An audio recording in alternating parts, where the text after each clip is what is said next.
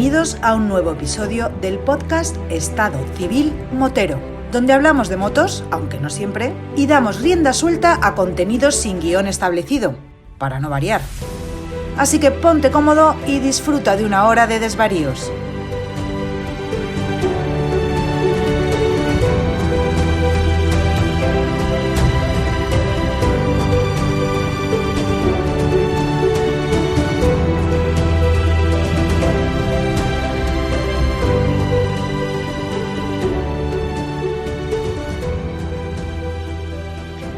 ¿Qué pasa, chaval? Hola, Vampi, ¿qué tal? ¿Cómo va tu vida? Bien, dentro de lo que cabe bien, no puedo quejarme, disfrutando del buen tiempo y esperando a que lleguen tiempos mejores con esto del confinamiento para que podamos salir en moto. Aprovecho la coyuntura para preguntarte por el parte médico, ¿cómo va esa pierna? Pues mira, la pierna va bien, voy notando cada día mejor que me duele menos el pie. Recuerdo al que no lo haya escuchado antes que tengo una operación de tobillo. Ya mismo voy a hacer 2 meses. Yo iba bien, lo llevaba todo controladito, todas mis citas médicas que tengo en breve, me faltan 2 semanas para tener ya el veredicto final del traumatólogo, digamos. Pero yo lo tenía ahí todo muy controladito y demás, pero como tú sabes, tengo encargada una moto nueva, que en principio me llegaba en junio, y ahora me llamaron en esta semana me han llamado para decirme que la moto estaba ya en el concesionario. Ha llegado la moto. Entonces, la cosita me ha hundido psicológicamente, vaya. Manda huevo, Jorge, que normalmente cuando te compras un coche o te compras una moto suele retrasarse y a ti encima te la adelantan. Ya ves, sí.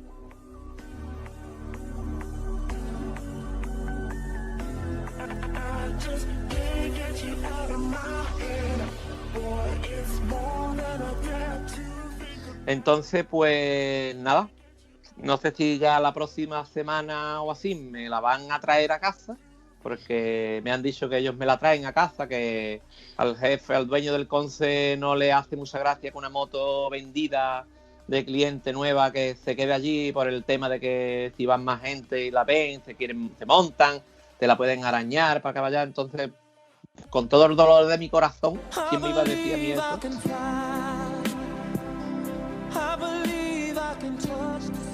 Le he dicho, bueno, pues cuando esté preparada, porque le tienen que montar 2 o 3 accesorios que he pedido, como el Acrapovi, 2 o 3 tonterías más, me la van a traer a casa, la voy a tener ahí viéndola todos los días y me arañaré un poco la cara porque no la voy a poder comer. Eso es así. Y los pimientos son asados. Y las papas fritas. En nombre del podcast de Estado Civil Motero y del grupo de Telegram al cual tú ya perteneces, te digo que quiero fotos y vídeos de la moto y sobre todo con el Acra. Sí, lo primero que voy a hacer el Acra, porque no sé si lo sabes, los Acrapovi vienen ahora con el DB Kile, que si lo quitas viene soldado y si lo quitas no lo puedes volver a poner. ¿Cómo? Pero que me estás container. Sí, tal cual te lo digo. Antiguamente venían con un tornillito que lo ponías y lo quitabas. Ahora, para que la gente no lo quite, o si lo quita, para que sea utilizarlo para competición o algo así, pues lo viene soldado. Pero no saben que yo trabajo en un taller de futillaje aeronáutico y ese Acrapovi antes de ponerlo en la moto va a tunear. Porque, bueno, llámame macarra, pero me gusta el ruido. Ahí tengo esa cosita, pero bueno, todo sea eso. Yo lo que tengo ganas es que llegue ya el día 5 de mayo que tengo la cita con el médico y que me dé vía libre para poder hacer vida normal.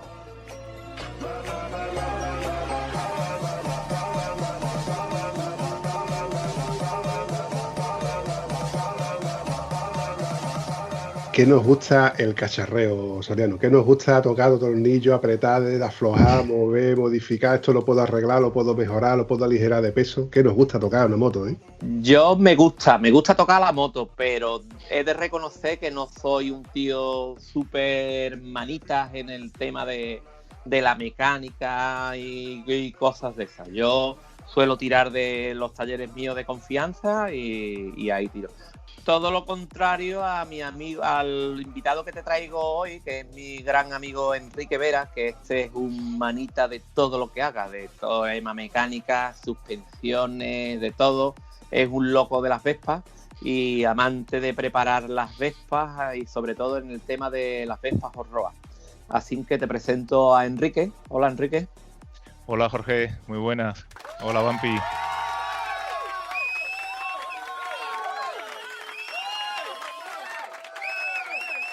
Buenas noches, don Enrique. Muy buenas. ¿Qué tal? Encantado. Don Enrique Vera. Yo conozco a don Enrique Vera de haberlo visto en un vídeo que hay en YouTube que habla sobre el CTA y donde hay una parte donde él comenta el por qué lo conozco. Porque yo casualmente había visto vídeos del CTA a través del foro y demás, lo típico que te aparecen los enlaces, y decían, una Vespa haciendo off-road. Y yo decía, esto lo tengo yo que ver, esto no me lo puedo yo creer.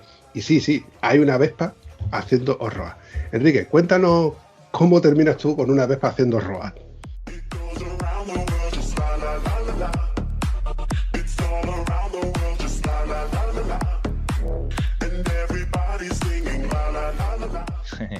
Pues sí, eso es una historia. Es una historia un poco curiosa, ¿no? A ver, yo empecé con las motos hace muchísimos años, ¿no? Cuando tenía 14 años y empecé, bueno, pues lo típico, con un ciclomotor. Del ciclomotor pasé a tener una Vespa. Y bueno, yo llevaba, ya desde hace mucho tiempo, llevaba mucha gasolina en las venas, ¿no? Y siempre tenía muchísima afición por el tema deportivo, ¿no? Y entonces, bueno, pues yo utilizaba la Vespa como moto deportiva, lo que viene siendo una R, ¿no? Entonces, pues bueno, esa Vespa 125 que yo tuve, terminé con ella de mala manera en una curva de una carretera contra un coche de frente, pero bueno, afortunadamente estoy aquí para contarlo. Y bueno, y de ahí fui pasando a diferentes motos, pero se me quedó muy marcado el tema de la Vespa. La Vespa me gustaba muchísimo. Y luego, bueno, he pasado por motos de 125, luego tuve una La Verdad 1200, luego tuve una BMW 1000, una Suzuki, en fin, un montón de motos, ¿no? Poco a poco me fui decantando al tema del trail y entonces tenía por aquel entonces una KTM 640, con la cual salía con mis amigos del CTA, Club Trail Andalucía, y bueno, con los que compartía muchísimas rutas. Y en una de las averías que tuve con esa moto, tuve una avería ya seria, y entonces pues una noche de esta de insomnio que no te deja dormir la avería de la moto, pues dije, bueno, arreglo la KTM y me compro una Vespa y la convierto en una moto trail. La pasión de la Vespa que tenía de hacía mucho tiempo, y la uno con lo que me estaba gustando muchísimo, que era hacer rutas con mis amigos, ¿no? Entonces, pues nada, esa misma noche que no podía dormir, pues empecé a darle vueltas a la cabeza de cómo transformar una Vespa en una moto de campo, ¿no? ¿Y por qué una Vespa? Pues lo primero porque me gustaba muchísimo desde esa experiencia que tuve, que luego te la cuento también, por qué me vino ese accidente, también es simpático. Pues nada, después de esa Vespa, pues se me quedó, ya te digo, las ganas de montar en Vespa otra vez. Y además yo tenía ¿cómo diría? Quería hacer un reto mecánico, ¿no? Como qué moto transformar en una moto trail, ¿no? En una moto de campo. ¿Y cuál es el peor punto de partida? Pues sin duda la peor moto para convertirla en una moto de campo es una Vespa. Tiene unas características que es justamente lo contrario de lo que debe tener una moto de campo. O sea, tiene una rueda de 10 pulgadas en vez de una rueda de 21, que es lo que llevan las motos delante, ¿no? Lleva el motor en el propio basculante y además en un lateral. Lleva un chasis que es abierto, ¿no? Lleva unas suspensiones muy bajas. En fin, es lo peor que se puede conseguir para una moto de campo, ¿no? Las marchas cambian en el puño. En fin, tiene unas características que son muy malas. Entonces, ese tipo de reto me atraía, me sigue atrayendo, como con unos medios lo más humildes posible, gastando el mínimo dinero posible, intentando hacérmelo yo todo para ir aprendiendo, pues ese era el reto, ¿no? De intentar convertir una Vespa en una moto que me sirviera. Inicialmente era servirme solamente para salir en moto con mis amigos, ¿no?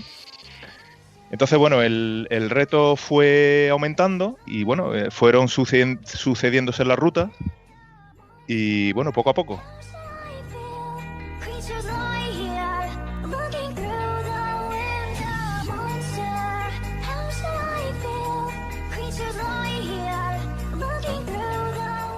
Yo de Enrique en lo que ha comentado, lo que más me fascina a mí de él es lo que él ha comentado, la pasión que tiene por hacerse todo lo que es los mantenimientos, las preparaciones, los diseños y todo, se lo hace él. Tiene la gran ventaja de ser ingeniero, entonces los conocimientos que tiene son bestiales. Y después la pasión que le pone y las ganas, porque hay que tener muchas ganas para meterse en el lío que él se ha metido.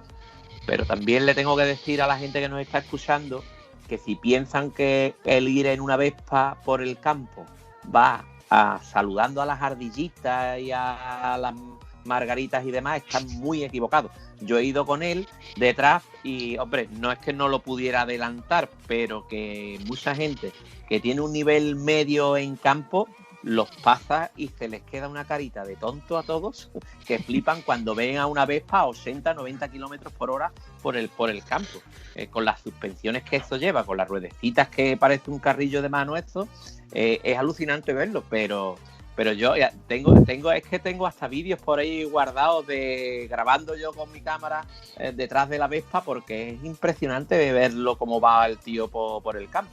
Y ya si te habla ahora, que seguramente te hablará de las carreras de orientación que ha hecho con el tema del roadbook y demás, como también se le da bastante bien, es impresionante ver los vídeos con la cantidad de motos que lleva detrás de él.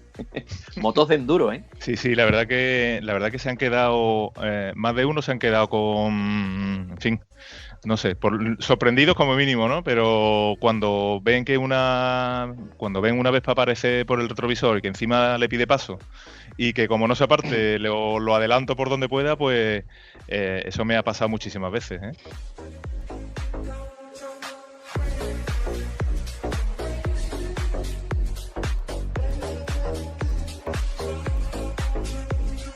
Hay un vídeo que se ha hecho súper viral, que fue en una carrera, no sé dónde fue, Enrique, por Extremadura, ¿era? ¿Por dónde? Herrera del Duque, te refieres al de la bajada, ¿no? La de la Herrera bajada. del Duque, eso fue... En una bajada, sí, en una pendiente bastante impresionante, hay un chaval bajando con una KTM, creo que era una 990 o algo así. Se ve que el hombre no estaba muy puesto con la moto, pero vamos, la bajada se la traía. Y el hombre va bajando con su KTM 990 poquito a poco, y de repente viene este mamonazo con la Vespa, lo adelanta, lo coge, la bajada está continua de un babeíto y en seco y una subida.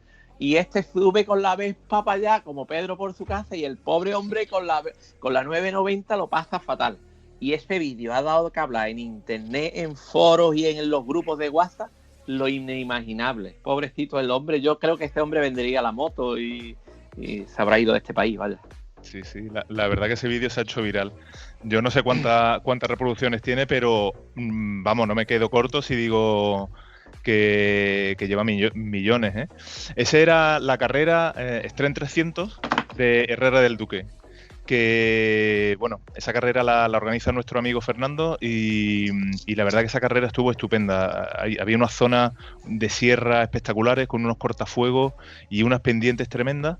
Y entonces en el roadbook, bueno, para el que no lo sepa, ¿no? Es el rollo de papel que llevamos en el manillar, que es donde nos indica los obstáculos o la dirección que tenemos que usar con el punto kilométrico, ¿no? Entonces, bueno, pues había una viñeta, una casilla específica que decía que avisaba de una pendiente hacia abajo muy grande, ¿no?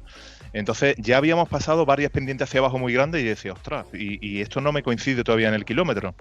Y ya cuando llegamos al punto kilométrico que decía esa pendiente, es que te asomabas desde arriba y no le veías el fondo. O sea, hacía como una doble pendiente, ¿no? Primero menos pendiente y luego súper inclinada.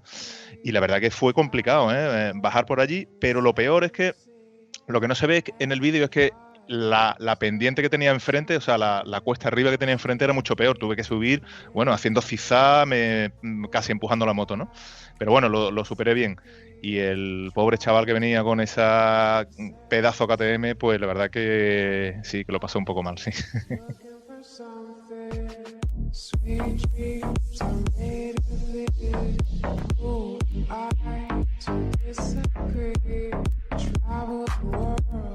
Jorge, esto demuestra que muchas veces es más el indio que la flecha. Eso es así, compadre. Eso sigue siendo así. Eso es primordial.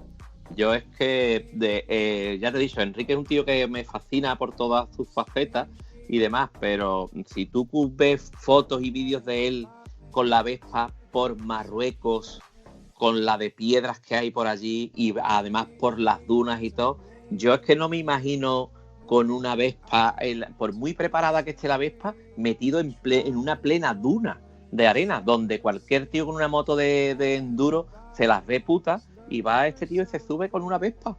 Eso nos lo vas a contar ahora, el tema de las Vespas y Marruecos, pero yo voy a enlazar y te voy a preguntar por la primera Vespa esa que tuviste, que me contaste que tuviste un incidente. Sí, mira, eso, bueno, ahora me río un poco, pero en su momento la verdad que no me reía mucho. Pero fíjate, esto fue en el año 1990, cuando aquí en Sevilla había un rally de asfalto, los rallies de asfalto que luego se perdieron, rally de asfalto de moto, ¿eh? Entonces, resulta que yo iba a correr ese rally con otro amigo, se corría en parejas, ¿no?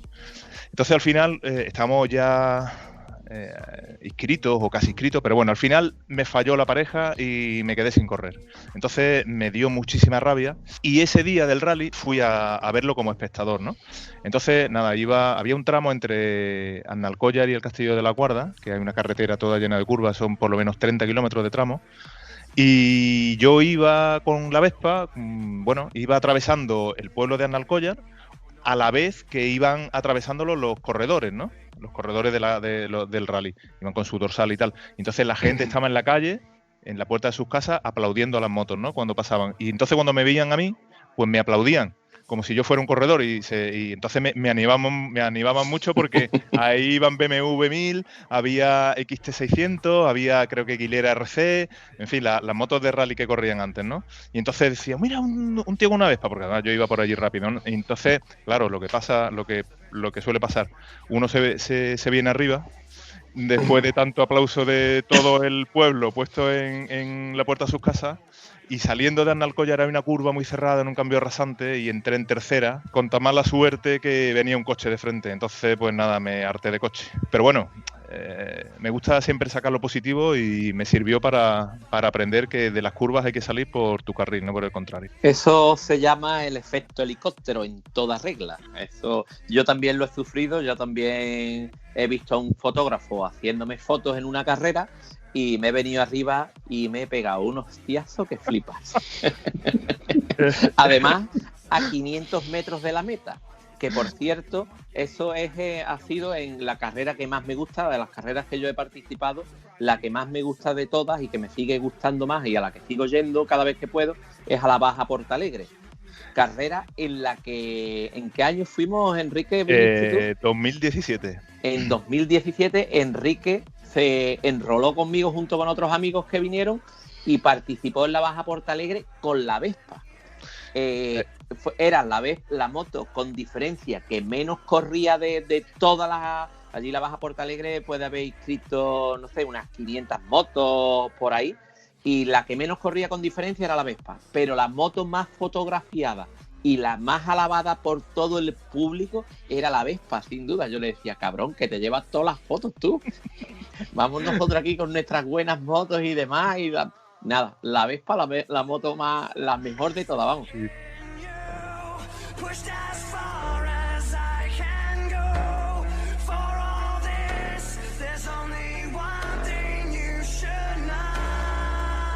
Llevas toda la razón, Jorge. La verdad que la palabra exacta es que nos liaste. Tú nos liaste en llevarnos a la Baja Portalegre. Y la verdad que no, a mí me encantó, ¿eh? Aunque el resultado no fue el que quería, porque, bueno, también tuve algún problemilla. Yo no me suelo caer mucho, ¿eh? Me caigo muy poquito. Pero ahí fue una de los últimos accidentes que tuve, porque la verdad es que es una carrera de loco, la Baja Portalegre. Es una carrera puntuable para el Campeonato del Mundo de Baja, y el Campeonato del Mundo de Baja son carreras, con perdón, maricón el último. O sea, allí no hay ni roadbook, ni hay orientación, ni hay nada. Ahí es gas. Y están marcados los caminos para que bueno, no te vas a perder porque está marcado, ¿no? y gana el primero que llega. Entonces, pues claro, la Vespa, yo con mi moto iba bien, pero llegó un momento en el que empezaron a pasarme los quads, y además me pasaban cruzados y me ponían de tierra y de polvo que no veas. Y nada, y yo cada vez corriendo más, hasta que nada, tuve un golpe y me hice daño en un codo, ¿no? Pero bueno, aparte de eso no me suelo caer mucho. Y esa carrera me sirvió para ver que, bueno, para quitarme la espina de haber corrido una carrera tipo baja y bueno, seguir dedicándome a lo que se me da mejor, que son carreras tipo orientación, ¿no? Pero no vas a volver a participar, Enrique. Venga, que yo la próxima vez que vaya voy con la moto nueva, con la KTM 9, la 890, que esa... Yo tengo buenas expectativas con ella, con esta moto en esta carrera, ¿eh?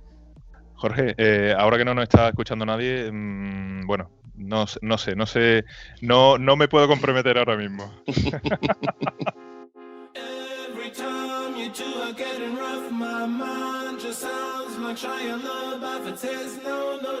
Enrique, cuéntanos aquello que he visto fotos por ahí de tu moto por Marruecos. Sí, a ver, yo he sido siempre un enamorado de Marruecos, ¿no? La primera vez que fui fue en el año 97 y fui con una moto de carretera, con una La Verda 1200 que tenía.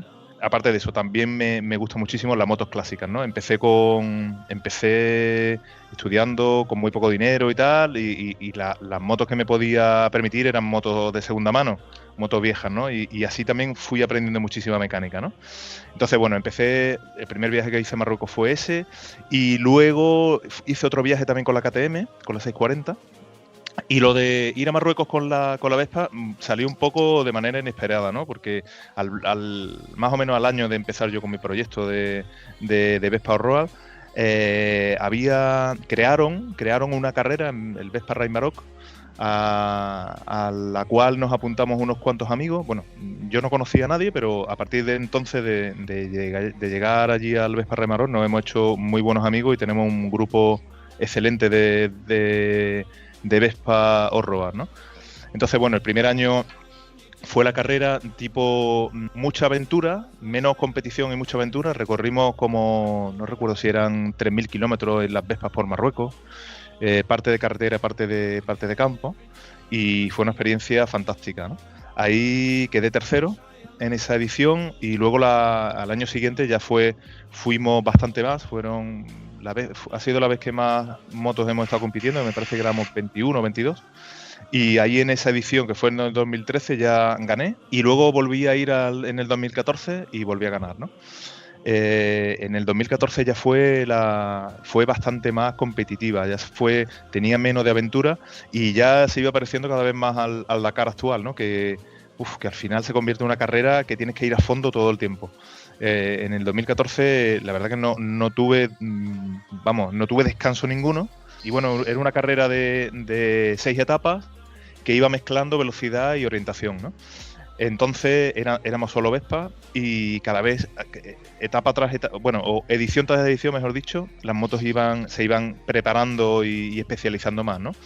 La diferencia fundamental de un año a otro, del 2012 al 2013, era que ya algunos íbamos con una rueda muy ancha, que son las ruedas que llevo ahora mismo en la moto, ¿no? Son una rueda, no sé si os acordáis de las Piaggio Tifón, ¿no? Que son unas ruedas con un balón muy grande. Pues esas ruedas son las que le hemos conseguido poner a las Vespas, con muchas modificaciones, incluso modificaciones dentro del motor para cambiar desarrollos, ¿no?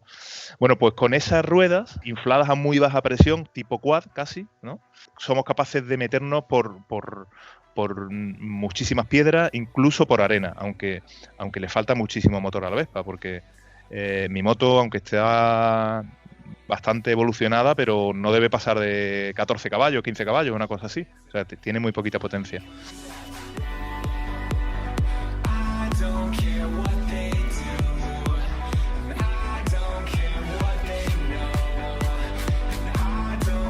Un poco lo que has comentado, Jorge, lo que le falta a la moto lo tiene que poner el piloto. Y eso es así siempre, o sea, eso, lo del indio y la flecha, es que es así. Las malas motos hacen buenos pilotos. Eso en asfalto, en campo y en todo sitio. Lo que le falta a la moto lo tiene que poner el piloto. Y bueno, y si la moto tiene malas suspensiones, pues tú tienes que ir leyendo el terreno desde muy lejos, esquivando baches, ¿no? Para no meterte en los baches.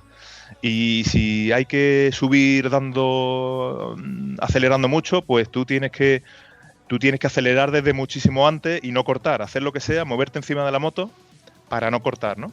Entonces, por eso con la Vespa se pilota muchísimo. En una de esas ediciones, si no me equivoco, Enrique, o en varias participó la chica que es dakariana hoy en día, que es Sara García, ¿no? Creo que tú has coincidido con ella en una o en varias ediciones del Vespa Ride Maroc, ¿no?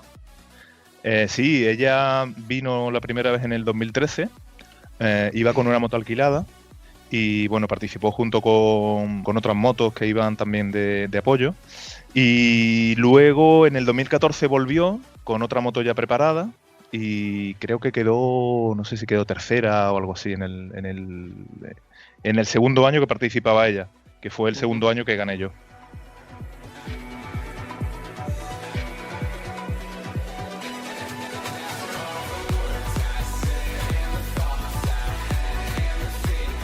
¿Cuánto duró el Rally Maroc, ese que me has comentado? Pues mira, el Vespa Ride Maroc eran 6 etapas. Y siempre, cada vez que lo he corrido, bueno, pues yo me lo tomo esto muy, muy a pecho, y el primer día vas muy nervioso, cuando te montas en la moto ya se te quita, ¿no? El segundo día, como no has descansado bien, pues tiene más cansancio y además se te acumula el cansancio del anterior, y así progresivamente, ¿no? Entonces va llegando ya cerca del final. Estas carreras por etapas son bastante cansadas, ¿eh? Ya lo que sí noté, a medida que iban pasando ediciones, pues ya me lo iba tomando de otra manera, ¿no? Pero al principio me lo tomaba como muy, muy nervioso, ¿no? Y además siempre he tenido bastante problemas con las quintas etapas, ¿sabes? En el primer año que gané, resulta que me pasó una cosa, iba en un waypoint que había que fotografiar fuera de la pista, estaba como alejado a unos 2 kilómetros, era un río seco por el que te tenías que meter por una zona de arena, de piedra, súper complicada, ¿no? Entonces, bueno, llegábamos allí a ese sitio, hacíamos una foto y nada, hice la foto y llegó, justo a donde yo estaba, llegó el segundo de la general, que era un amigo, Tony Giannone, y que es un francés, y bueno, llegó allí a hacer la foto también. Y ahora yo cuando fui a arrancar, yo arranqué antes de él, cuando fui a arrancar me di cuenta, pasó algo raro en el manillar y me quedé con medio manillar en la mano. ¿Cómo? Se partió el tubo. En la Vespa lleva un tubo interior que es el que gira el cable del gas. Bueno, pues la mitad del manillar me lo quedé en la mano, ¿no? Entonces digo, ostras, ¿y ahora qué hago? Entonces, pues nada, Tony me preguntó, ¿te puedo ayudar en algo? Y le dije, no, mira, se me ha roto el manillar, no puedes hacer nada, muchas gracias. Bueno, pues nada, sigo, ¿no? Y entonces él se fue pensando que ganaba la carrera. Y digo, bueno, pues yo no me voy a quedar aquí, porque además aquí no me va a venir nadie a buscar. Entonces, pues nada, me guardé el trozo de manillar en la mochila, le quité la tapa del manillar y entonces salí de allí como pude, tirando del cable. Y bueno, en primera allí de mala manera se me paraba la moto, se me caía porque estaba entre piedras y arena, vamos, en un cauce de un río seco, por lo menos 2 kilómetros. Conseguí llegar al camino, fui avanzando poco a poco, pero yo veía que se me iban las posibilidades porque iba sujetando la moto con una sola mano y con la otra mano acelerando de mala manera. Podía meter primera, no sé si segunda, entonces se me iba el tiempo.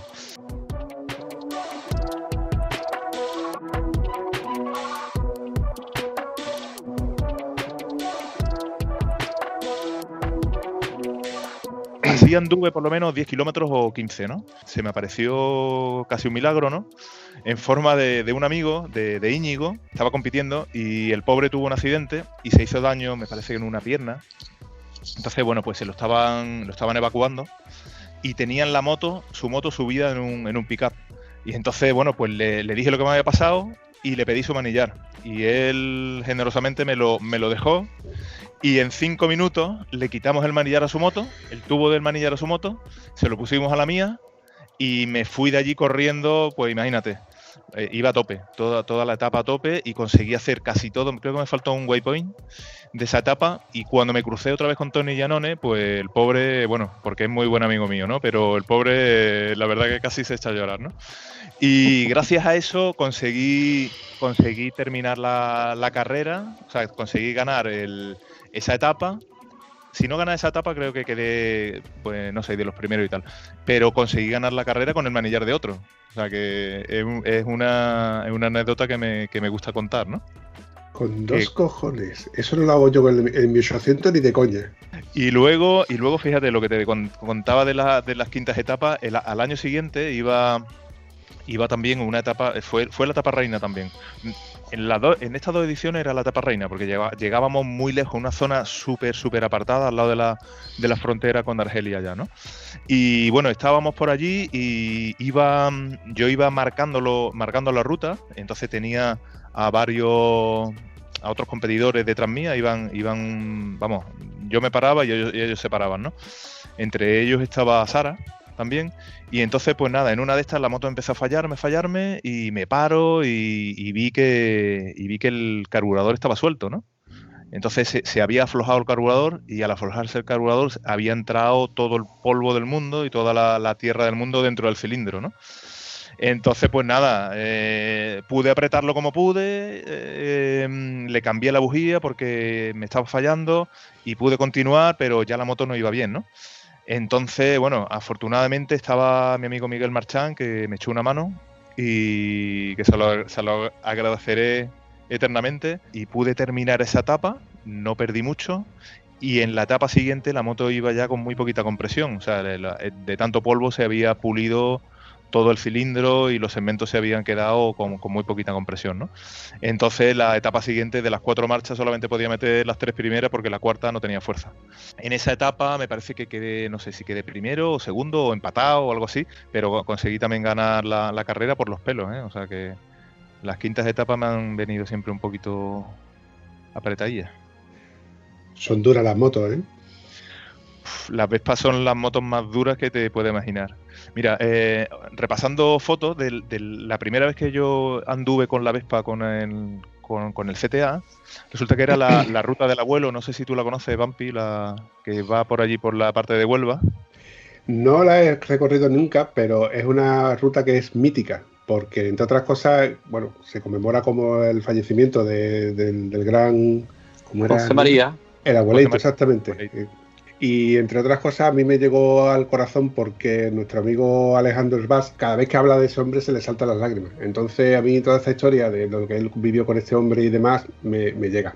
Y como hay ciertos vídeos en los que se puede contactar, si buscáis en YouTube la ruta del abuelo, veréis cómo es esa ruta, donde hay un poco de todo, cuesta arriba, cuesta abajo, mucha arena. Es una ruta donde ahí también el piloto trabaja mucho. Esa ruta, yo cuando empecé con la Vespa, todavía no le tenía puesto ni ruedas de tacos ni nada, no le había hecho nada. O sea, tenía la moto totalmente de serie, casi como cuando la compré, ¿no? Que la compré de segunda mano. Bueno, pues nada, fui al sitio donde habían quedado mis amigos para salir, para hacer la ruta. Y claro, pasó lo que tenía que pasar, que en vez de despedirme allí, pues me fui a hacer voy a acompañar los 5 kilómetros. Y los 5 kilómetros se convirtieron en los 140 kilómetros de la ruta, me la hice entera. Y bajé hasta abajo, o sea, hay una bajada muy grande a un puente, a un río, y bajé con la moto de serie totalmente, con su rueda de carretera y todo. Y luego subí, que hay también vídeos por ahí, la gente aplaudiendo a la Vespa y tal.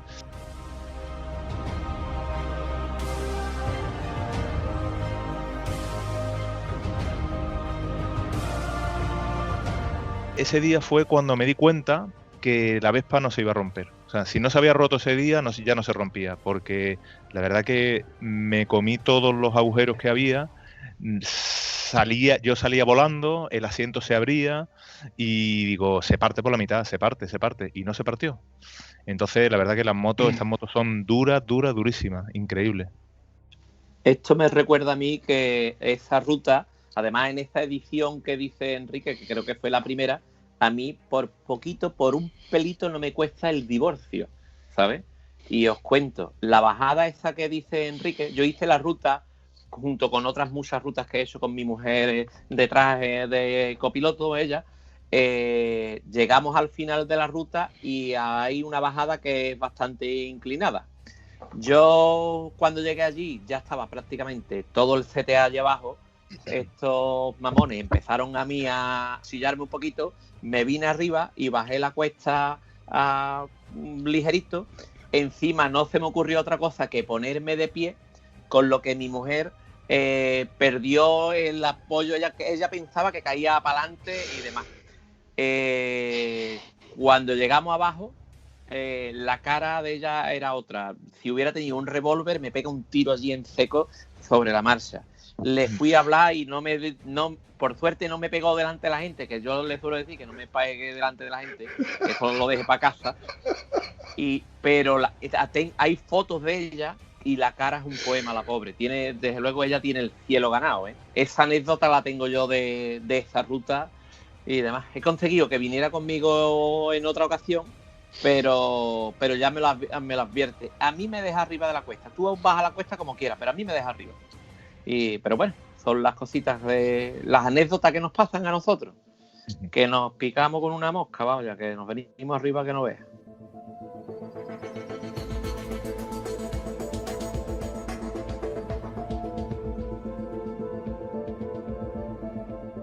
Jorge, me tienes que traer un día a tu mujer, porque yo estoy seguro de que tiene cosas para contar y para ponerte verde. Ese es el problema, que no va a hablar nada bueno mío.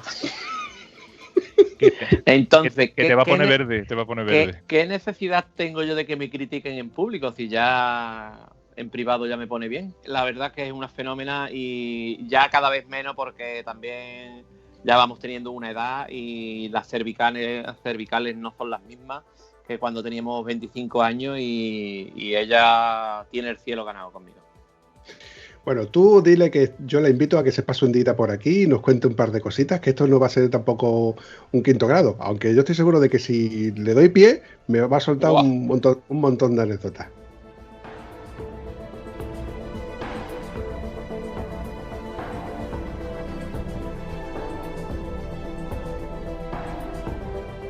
Yo he visto fotografías por ahí de tu moto en la cual, bueno, todos y cada uno de los que están escuchando este podcast ya la habrán visto a través de Instagram, porque ya he subido la foto, en donde se ven las modificaciones de la moto a simple vista. Ojo, a simple vista. Entre ellas un depósito aparte, la barra de refuerzo, las suspensiones más largas, etcétera, etcétera, etcétera. Y todas esas modificaciones las has hecho tú desde que han salido de tu cabeza y trasladada con tus manos y montada y soldada, etcétera. A ver, lo bueno de esto, o lo que más me gusta de esta afición, es que no hay dos Vespas de este tipo iguales, ¿sabes? O sea, aquí no hay ninguna empresa donde se puedan comprar accesorios o los elementos necesarios para transformar las motos. Cada uno se lo hace con los medios que tiene, con su imaginación. Y eso es algo que me gusta mucho, ¿no? Que mi moto es como es y la de otro compañero pues es totalmente distinta, ¿no? Y según cada uno vaya eligiendo el camino de la preparación que elija, ¿no? Entonces tiene muchísimas modificaciones, está modificada en muchísimos aspectos, pero sigue siendo una Vespa, ¿eh? O sea, hay gente que dice, no, eso ya no es una Vespa, ¿no? Pues el motor sigue siendo una Vespa, el chasis también, las ruedas también, las suspensiones, la horquilla, el asiento, todo es de una Vespa, ¿no? El manillar se lo he cambiado debido a la mala experiencia que tuve en Marruecos, pues digo, ya no me pasa más. Entonces le puse un manillar que llevo de una Derby FD. Y luego el resto de piezas, algunas son de otras motos, pero la mayor parte son de las propias piezas de la Vespa modificadas. El mayor proveedor de repuestos de mi moto o de accesorios de mi moto es el ferretero de mi barrio. Y ahí es donde compro pues el tubo de aire, donde compro los tornillos especiales, donde compro las pletinas, donde compro los electrodos para soldar, los discos para cortar, etcétera, etcétera, etcétera, ¿no? Por ejemplo, el tubo de escape se lo hice a partir de el principio es un tubo de la salida del tubo de escape de la Vespa, pero luego le acoplé un tubo de escape de una Rieju 50, un turbo kit de esto de una Rieju 50, de los que sale por el lado, ¿no? Y eso es lo que llevo montado. La clave ahí está en acertar en cómo colocarlo para que le haga bien a la moto y no le haga mal, ¿no? Pero bueno, ahí es donde entra un poco los conocimientos, ¿no? Y que aguante la tralla que lleva. Y que aguante la tralla, efectivamente, con mucho refuerzo. Y bueno, sí, la verdad que tiene muchísima evolución y he pasado muchísimas horas haciéndole modificaciones y mejoras a la moto, sí.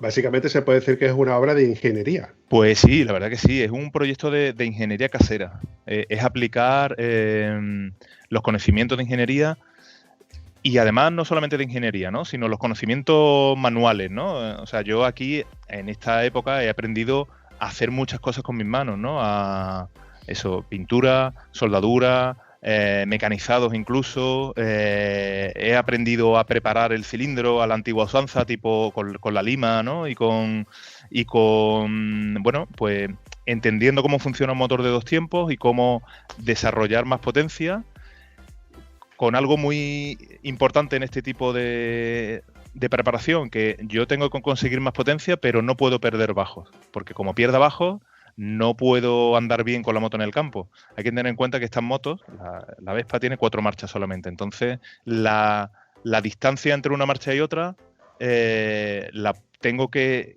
pasar con bajos, ¿no? Y si tuviera muchas marchas, pues me podría permitir tener menos bajos, ¿no? También el embrague lo tengo reforzado, también a base de soluciones caseras, ¿no? Todo soluciones caseras.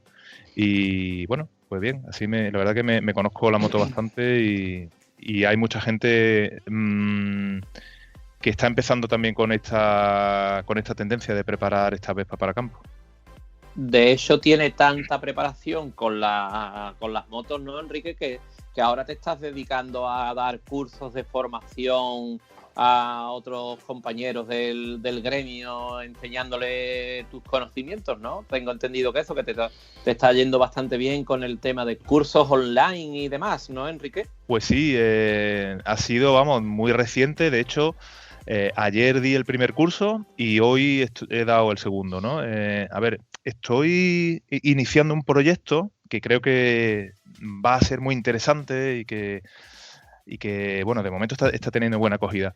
A ver, siempre yo me había echado en falta formación técnica para los usuarios, ¿no? O sea, sé que hay formación técnica para los talleres, sé que hay formación técnica para los concesionarios de motos y para, bueno, a un nivel profesional, ¿no? Pero a un nivel usuario siempre he echado en falta, pues, poder recibir algún curso, poder tener más conocimiento técnico, ¿no? Lo que yo estudié en la carrera, bueno, pues es algo general, pero no específico de moto, ¿no?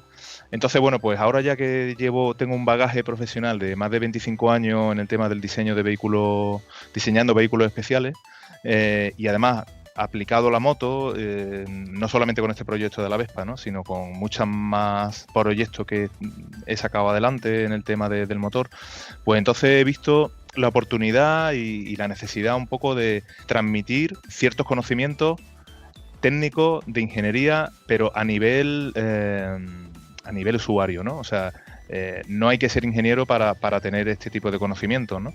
Entonces, este tipo de curso que estoy dando, que por ahora son 2, pero luego lo iré ampliando, estoy dando un curso de mecánica básica para Vespa.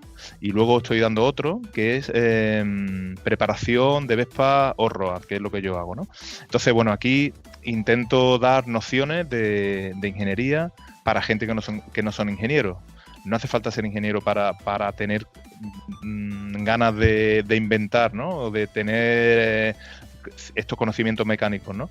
Y bueno, por ahora están teniendo muy buena aceptación. Son cursos online, que además ahora con el tema de la pandemia, pues casi estamos obligados a ello. Son cursos de 4 horas y en los cuales, bueno, ya os digo, ha empezado este fin de semana y la verdad que en los 2 casos de cursos que he dado, casi se me quedan cortas las 4 horas porque la gente apenas quiere un pequeño descanso de 2 minutos para ir al baño y seguimos, ¿eh? Y al final tengo que ir corriendo porque la gente está súper interesada.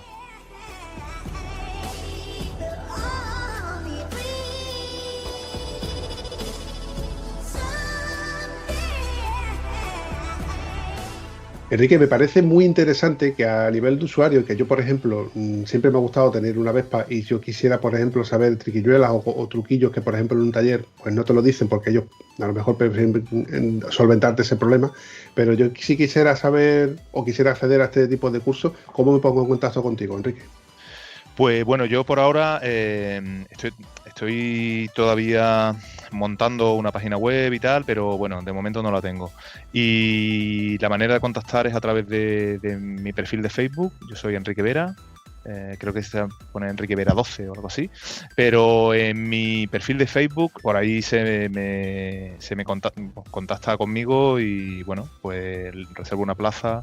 Vemos el calendario de cursos que tengo y se reserva una plaza y ya está. De momento estoy haciéndolo solamente para Vespa, pero luego, o sea, dentro de poco estoy preparando los temarios para ampliarlo a motos no solamente Vespa, ¿no? A motos de todo tipo, los cuales daré pues cursos de mantenimiento, de conocimiento de la moto, diseño de la moto, diseño de motor, etcétera, etcétera, ¿no? Estoy todavía en preparación. Y bueno, creo que va a ser interesante, ya lo daré a conocer. Me parece muy interesante porque hay gente que, como yo, que nos gusta trastear las motos, prueba y ensayo y error, y gente que a lo mejor no está a lo mejor interesado o no quiere toquetear la moto por miedo, pero en un curso online donde pueda pedir información y donde luego tenga los temarios a mano, pues solventar a lo mejor un problema que le ocurra, no sé, en un pequeño viaje, vamos a suponer un Sevilla-Asturias, o un Sevilla-Francia, o un Sevilla-Cabo Norte, por poner un ejemplo, que te ocurra algo así y dices tú, pues, ¿y esto cómo lo solvento? ¿Esto de qué puede ser? Entonces, tirando del manual, creo que sería muy interesante. Sí, lo principal de esto, Bumpy, es que conozcamos la moto. O sea, tú no puedes arreglar una moto si no sabes cómo funciona. O sea, no sabes qué es lo que le ha pasado, ¿no? No sabes de dónde está fallando. Entonces, lo que estoy interesado en darle al usuario final es darle conocimiento. Pero conocimiento desde la base. O sea, no quedarme en las cosas modernas de la electrónica, el control de tracción, el ABS, el modo del motor y tal. No, eso no es conocer la moto. Conocer la moto es saber qué pasa dentro, por qué las cosas son como son, ¿no? ¿Por qué, dónde se mezcla la gasolina con el aire? ¿Dónde se hace la explosión? ¿Por qué sale por el escape? ¿A qué temperatura se pone? ¿Por qué hace falta un sistema de refrigeración? ¿Y qué pasa cuando está fría? ¿Y qué pasa cuando está caliente? Ese tipo de cosas son las que me interesa que el usuario conozca, y él solo ya cuando tenga ese conocimiento ya va a saber analizar por qué vienen los problemas, de dónde vienen los problemas, ¿no? Entonces, bueno, creo que hay mucho que se puede conseguir ahí, porque ya te digo, yo en toda mi carrera de aficionado iba como intentando buscar información técnica porque era la necesidad que tenía, y me ha costado mucho trabajo, a base de, bueno, pues de libros, de coger artículos en revistas y cosas así.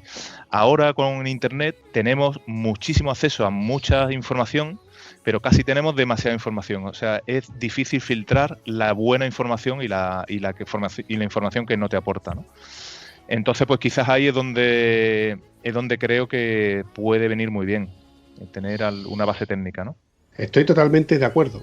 De hecho, te voy a contar una anécdota que, si no llega a ser porque lo leí o lo busqué como manual, si me lo llegan a explicar no lo entiendo, y si lo llego a comentar, aún así sigo sin entenderlo, porque de hecho se lo comenté a mi mecánico y no se lo creía. Yo le decía, Quillo, me pasa que la dirección, cuando voy despacio, la moto tiende a caerse, tiende a que llego a los sitios y se me cae. Parece como si quisiera caerse, como si fuera cuando vas por un regajo de agua con la moto haciendo... Sí. Y resulta que lo que tenía era las pistas de la dirección, de los rodamientos de la dirección, los tenía tocados. Y el mecánico decía que eso era imposible, que no le podía haber pasado a estas motos con tan pocos kilómetros. Le demostré, porque todo esto fue por teléfono, le demostré de que era así cuando él la cogió, y la cogía a poca velocidad, y realmente le pasó. Pero al cabo del tiempo le pasó algo parecido, y yo pensaba de que podía ser de los rodamientos, hasta que yo le seguí dando vueltas al asunto y dije, no, esto no puede ser de los rodamientos, porque los rodamientos me cayó con tantos kilómetros todavía no las ha hecho, con lo cual no le toca, y tampoco le he hecho yo tantas cositas.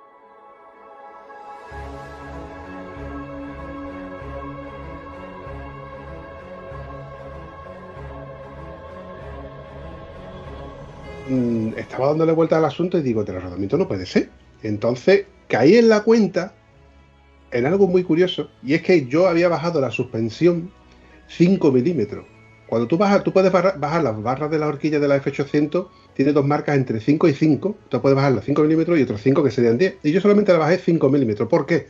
Porque yo quité del pata de cabra la ampliación del pata cabra, la había perdido, entonces pata cabra estaba muy tumbado. Digo, bueno, me lo bajo 5 milímetros y así gano un poco más, no se va a notar.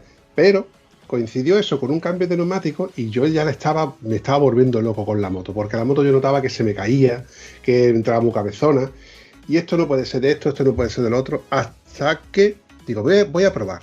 Coño, 5 milímetros, macho. Le volví a poner... La subiste otra vez, ¿no? Volví a subir la moto, o sea, bajar las torres a su tope, y la moto cambió. Pues sí, eso el tema de la estabilidad de las motos es una cosa muy, muy particular, ¿eh? Es un poco casi magia, ¿no? Y es algo que se basa en leyes de la física, en ingeniería, ¿no? ¿Por qué una moto que tiene dos ruedas, una detrás de otra, no se cae? Pues se cae por una serie de reglas físicas que, aunque no nos damos cuenta, están ahí. Ahí entra el efecto giroscópico y entra un montón de leyes de equilibrio, ¿no? Que es algo que me gusta contar también, ¿no? Entonces el tema de la estabilidad de las motos es algo muy delicado. Y eso que tú hiciste de bajar la horquilla o cambiar el tamaño de las ruedas o cambiar la horquilla una por otra, que la gente hace tan alegremente, en una moto que no corra mucho, pues bueno, no pasa nada. Pero en una moto muy rápida como una BMW 800, por ejemplo, pues te puede traer problemas de estabilidad. Otra cosa que te trae también problemas de estabilidad, por ejemplo, son las maletas laterales o el top case. Otra cosa que estoy haciendo desde hace un tiempo es probando motos y escribiendo en revistas, ¿no? Entonces me ha dado la oportunidad de probar muchos tipos de motos distintos, con muchas configuraciones distintas, con maletas, sin maletas, con top case, sin top case, ¿no? Y el tema de la estabilidad es un tema delicadito, ¿eh? Delicadito. O sea, no todas las motos se ponen a una velocidad muy alta, no voy a decir cuál, o a una velocidad muy alta y siguen siendo estables. Hay algunas que no alcanzan su velocidad máxima. Es imposible alcanzar su velocidad máxima porque se mueven tanto que no puedes. Eso ocurre y eso hay que saberlo. El tema de las maletas laterales, por ejemplo, influye muchísimo, ¿eh? Y sobre todo las maletas laterales ahora que están de moda, tipo maleta de aluminio cuadrada, afectan muchísimo a la estabilidad de la moto.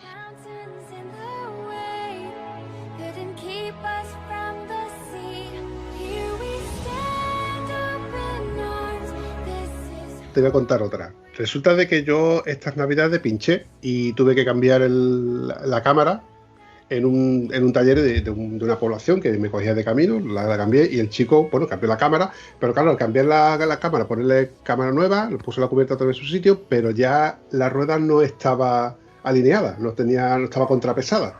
Pues yo lo noté un montón a partir de 100 km por hora. A partir de 100 km por hora la moto bailaba una barbaridad. Y tú decías, bueno, en ciertas aceleraciones o adelantamientos, pues te aguantas. Pero cuando ya tenías que llevar cierto régimen para seguir a alguien, tú decías, esto es inseguro. Bueno, pero es que con las maletas se multiplicaba aún más. Efectivamente. Y parece una tontería, pero el contrapesado de la rueda es algo primordial. Eso, y llevar las presiones es algo... Totalmente. Y lo que tú has comentado de los rodamientos de la dirección, ahí reside, en toda esa parte de la dirección, la pipa de la dirección y todo eso, ahí está un poco la clave de lo que es la estabilidad de la moto, ¿no? Ahí hay una cota que se llama la cota del avance, que esa cota tiene que ser la que es, ¿no? Cuando tú cambias la horquilla, cuando tú cambias la altura de la horquilla o la altura del amortiguador y tal, varía la cota del avance. Y algunas veces se queda la moto más estable y otras veces se queda inestable. Entonces, cuidado porque hay motos que después de estar muy tocadas no están tan estables como deberían estar, ¿eh? Sobre todo las motos rápidas. De Vampi, este tío es que sabe mucho. Yo, por ejemplo, es que me utiliza unas palabras giroscópico. ¿Eso qué coño es? ¿Efecto giroscópico? Giroscópico, ni giroscópico, ni nada. Yo soy todo lo contrario a él. Yo no tengo ni puta idea de nada. Yo hace unos años se me ocurrió la gran idea de, porque lo había visto a otro chaval, cambiar el desarrollo de la moto y le puse un cacho de plato a la BMW atrás que no vea, porque el otro chaval me había dicho que su moto cogía la velocidad punta de 170 km por hora. Total, como yo era para campo, con 170 ya, fíjate tú si sobran kilómetros ahí, pues le puse el mismo desarrollo que le había puesto él, pero con la diferencia de que él había cambiado a la rueda suya trasera, era llanta 18 y yo seguía con la llanta 17. Me fui a la Baja Porta Alegre sin haber probado la nueva configuración y la moto no pasaba de 100, simplemente. Se lo comenté a Enrique me hizo unos números para acá, para allá, y dice, es que claro, es que la moto tiene el desarrollo que no sé qué, que no sé cuánto. Digo yo, Enrique, ni puta idea. Yo me dijeron que Gacín iba bien y se lo he puesto. Pero claro, Enrique sabe todos esos cálculos y todas esas historias, lo sabe. Yo, ni idea.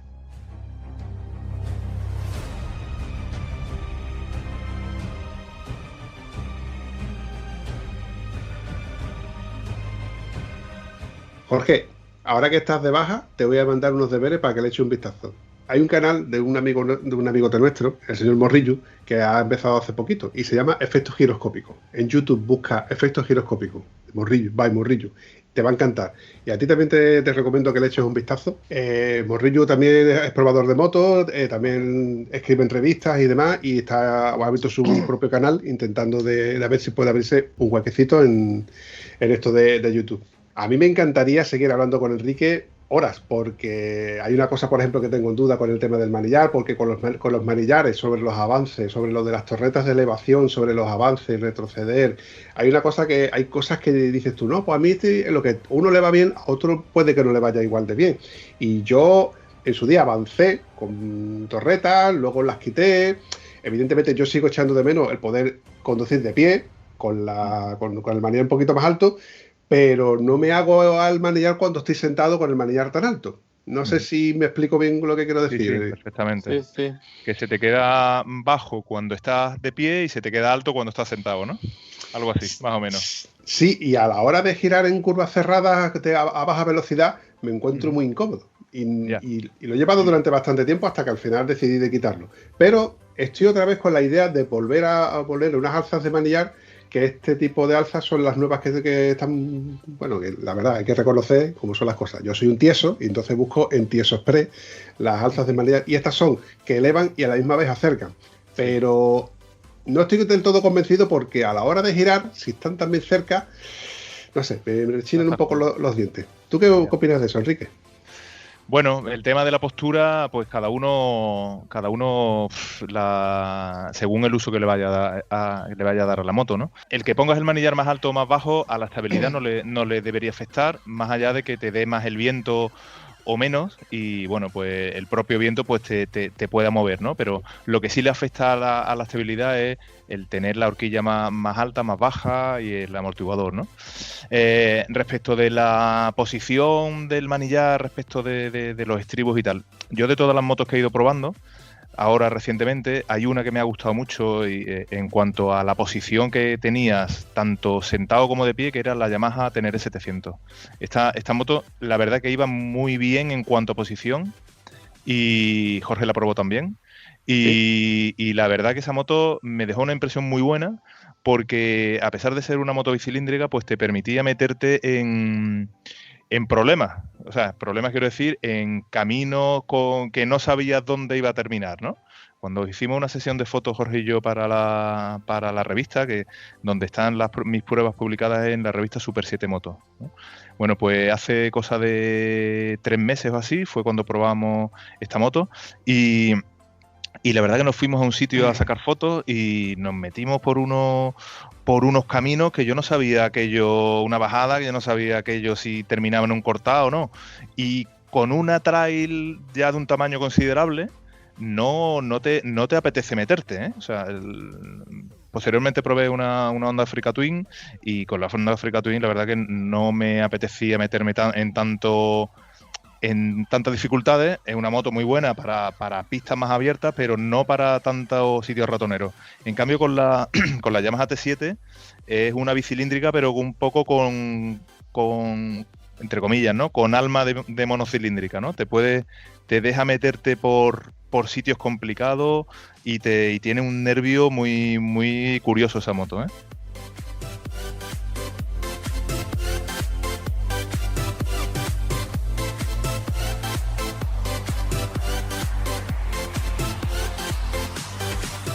A mí me gustó bastante la T7, la probé un rato con Enrique y me sorprendió gratamente. Tiene una moto que tiene bastante empuje. Yo creía que iba a ser una moto más sosa de motor, pero que va, tiene una moto que tiene bastante empuje y para hacer campo con ella, esta es una moto muy, muy, muy... A mí me gustó mucho. Al final no me la he comprado otra, pero bueno. Volveré. Pero me gustó. Bueno, Yamaha no nos da comisión de cualquier manera. A mí no me paga nadie. Ni a mí tampoco. Juan de Calvampi. Eso es así. Hombre, por favor. Pues Vampi, que se está haciendo famoso el que te reclamemos el 10%. Así que pensando ya en generar ingresos porque nosotros... Te voy a decir lo mismo que le dije al último que me pidió el 10%. Te voy a dar un mojón. Bueno, pues quiero el 10% del mojón. O no te preocupes que tú tendrás tu 10%, igual que yo me quedo con el 90%. Ay. Por eso te lo digo todo. Enrique, cuéntame, ¿con qué ruedas llevaba esa T7? Pues esa T7 llevaba unos Pirelli Scorpion, si mal no recuerdo, que son unos neumáticos con un aspecto como de campo, pero luego son neumáticos mixtos muy de carretera, ¿no? Sí. Eso, para mucha gente que se piensa que es un neumático de tacos, no es un neumático de tacos, es un neumático de carretera con dibujo de tacos. Pero el taco aproximadamente, no sé si puede tener, no sé, 1 centímetro, 1,5 centímetros, no tiene más. Lo bueno que tiene una forma de pala que te permite hacer algo de tracción. Pero, por ejemplo, en arena batida, en fango o en cosas así, regulera. Ahora, en una pista dura o en una arena donde la arena no tiene una profundidad de más de, no sé, 10, 15 centímetros, ahí tracciona. Pero no se le puede pedir tampoco peras al olmo. Mira, donde se distingue bien un neumático de carretera y un neumático de campo es en el neumático delantero, en el perfil de neumático delantero. Los neumáticos de campo llevan tacos hacia los laterales. Y además, si tú miras el neumático de frente, ¿no? Pues no lleva un perfil... La banda de rodadura no es redonda, es más bien como cuadrada, ¿no? Porque tiene unos tacos laterales saliendo hacia los lados. Eso es un neumático de campo. Los neumáticos mixtos llevan un perfil redondo, o sea, si tú lo ves así de esa manera, es redondo y los tacos laterales no salen. Eso es para que cuando esté apoyado en una curva de asfalto, pues se apoye bien y tenga, bueno, una moto de esta que pesa muchos kilos, casi 200, y que corre muchísimo, pues que en una carretera se apoye bien en la carretera. Si le salieran los tacos por los lados, pues tendría flexiones y no transmitiría bien, transmitiría inestabilidad, ¿no? Pero eso es justo lo contrario a lo que se necesita en el campo. En el campo se necesita en las curvas apoyar. ¿Y cómo apoyar? Clavando los tacos laterales en las curvas. El neumático trasero es casi secundario. O sea, el neumático trasero en una moto bicilíndrica de este tipo, como vuestra BMW 800 o la Yamaha T7, va a patinar casi, le pongas con lo que le pongas, ¿no? Hay una anécdota curiosa en el rally de Almería, que lo he corrido creo que 5 veces. Es la carrera que más me gusta, es el Desert Adventure, que antes se llamaba Rally de Regularidad Almería. Es una carrera de tipo regularidad con roadbook. Os cuento un poco lo que es esto. Hay que mantener una velocidad constante y el recorrido no está marcado. El recorrido tú lo tienes que hacer siguiendo las indicaciones del roadbook y tienes que ir siempre a 40 km por hora. 40 km por hora parece poco, pero en el campo es una barbaridad. O sea, para ir a 40 km por hora yo con mi Vespa tengo que ir, vamos, a tope. Y en otras motos, bueno, algunos no, algunos van regulando su velocidad, pero según el terreno, si hay muchas trialeras y tal, hay que ir más despacio, o sea, hay que ir apretando, ¿no? Entonces, bueno, os cuento esto porque en esa carrera, que ya os digo, es mi carrera favorita, que he corrido durante 5 años y bueno, ahí en esa carrera hemos competido varias Vespas, ¿no? Y en el 2016 quedé tercero en la general de esa carrera, ¿no? Que éramos 120 motos y yo con la Vespa quedé tercero. Ha sido casi el mejor resultado que he tenido, ¿no? Bueno, que me voy por la rama. La anécdota que os iba a contar era que un competidor del Dakar siempre llevan a un invitado, ¿no? Y entonces llevaban a un invitado que había corrido el Dakar y bueno, y nos contaba que la rueda delantera es fundamental. O sea, para andar en campo, la rueda delantera hay que tenerla bien, no la puede tener gastada. Y tienes que tener sobre todo los tacos laterales, los tienes que tener en buen estado. La rueda trasera da igual que la lleve gastada como que la lleve nueva, porque la moto va a seguir patinando en cualquier situación, ¿no? Y bueno, y eso se me quedó bastante grabado, ¿no?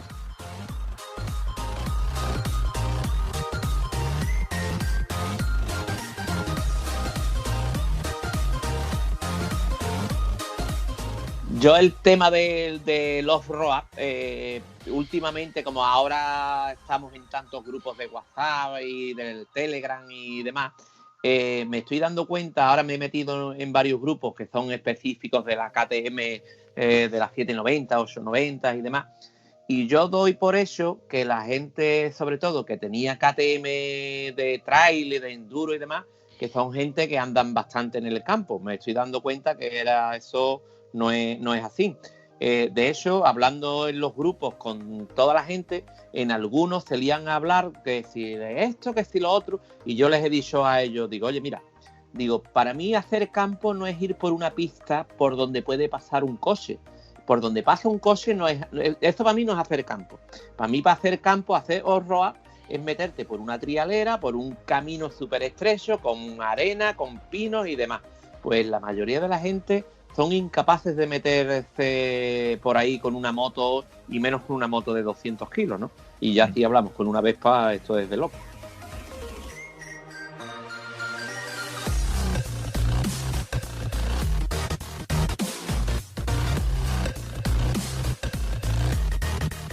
Sí, hay que matizar esa parte en la que hay que diferenciar lo que es el trail o el tranqui trail, como yo lo considero, que son pistas anchas donde tú puedes dar la vuelta a la moto perfectamente sin tener que bajarte de ella.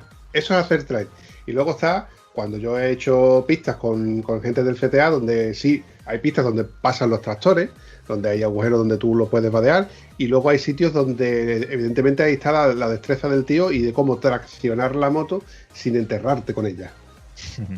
Sí, además en tu zona de Huelva hay muchísimas zonas muy interesantes de arena y, en fin, que ahí hay mucho sitio para andar, para hacer campo.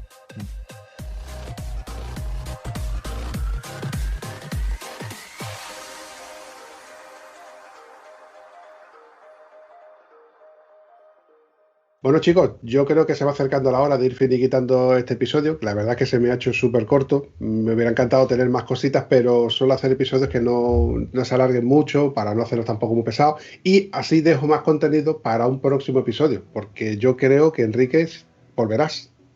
Yo estoy seguro, si me invitas, Bumpy, yo tengo muchas cosas todavía que contar y, bueno, de cosas que me han pasado y cosas que nos van a pasar a todos, ¿no?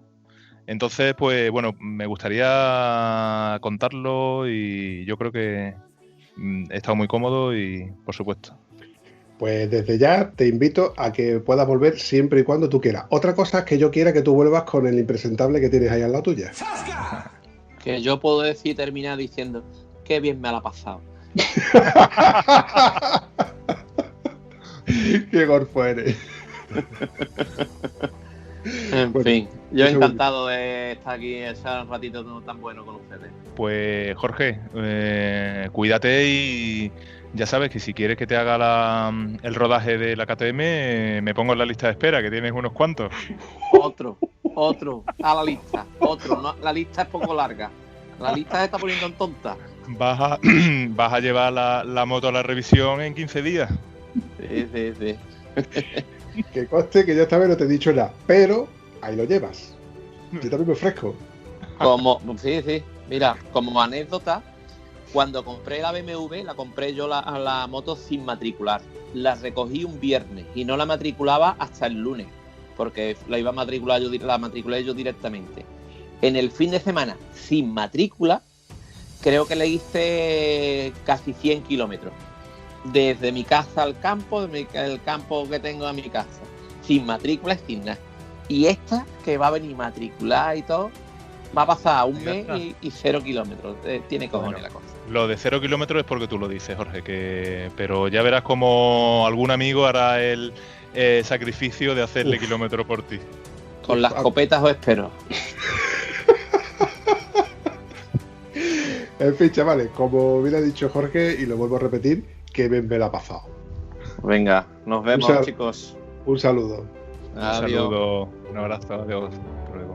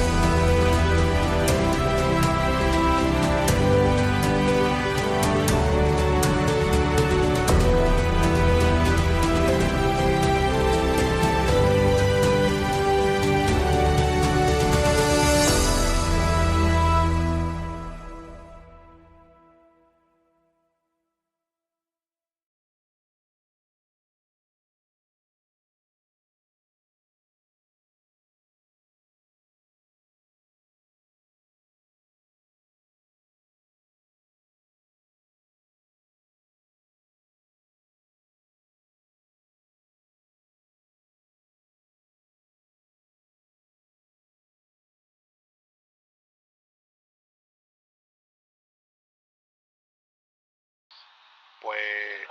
¿Cómo lo ponemos, Vampi? Tú ponlo como te dé la gana. Lo que pasa es que al modificarlo creo que nos modificas a nosotros a la vez. Yo la estoy cagando aquí cada vez que toco. Se ha quedado la imagen de Jorge parada.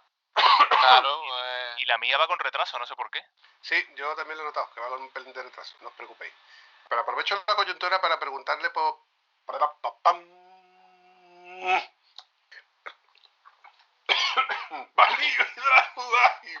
Que me atraganto yo solo, coño. El lazo. Y el de las muletas. ¿Quién te ha visto y quién te ve? Qué bueno. El lazo. Enrico, digo, con 2 cojones. Ay. Ya. Ya se va. A ver, niño, los ruiditos. ¿Ya va a dejar de hacer ruido, mi arma? ¿Qué? ¿Qué ha pasado? ¿Ya va a dejar de hacer ruidito? ¿Qué ha pasado ahí? Que tú, que estáis haciendo ruido por todos lados. Ya, soy un impedido con muletas, tío. Un impedido, un inválido. Inválido, casi inválido, vamos. Esto te llega a coincidir sin pandemia y te pongo una ristra de cupón aquí en el pecho. ¿Que te crees tú que eres el primero que lo ha dicho? ¡Qué puta! Los cupones, tío, pues allí en la Puebla seguro que te harta vender, tío. Seguro que eres el único vendiendo cupones. No, que va, aquí, además, aquí en Puebla ha tocado el cuponazo. Sí. La ha tocado por lo menos a 3 o 4 tíos, ¿eh? Claro, así se compró la KTM. No. Si me llega a tocar a mí, no me compro la KTM. Me compro la KTM o la BMW, pero la fábrica. Te compras 2, como hemos estado ya comentando en el grupo de Telegram.